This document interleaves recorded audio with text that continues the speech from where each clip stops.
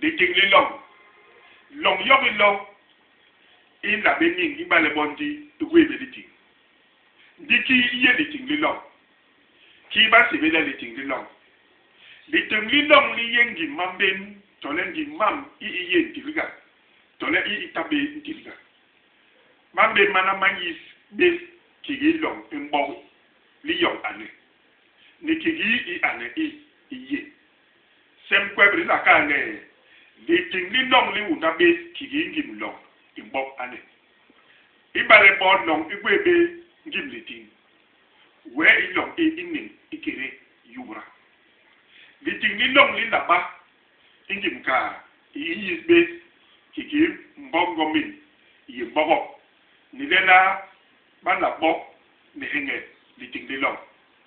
kigi me bo kalde li tingli long linka ane ingim long inyu haranyen ugwe iku hinke na long ba o ma long bi ke hene bi pes bi long kigi bi nama ba mbogo malama lo mambin ikebisu utira ne kile di tingli long john de mbo mambin yom lama kiji yo ni le di tingli long linka kiki yigi ku hinke na long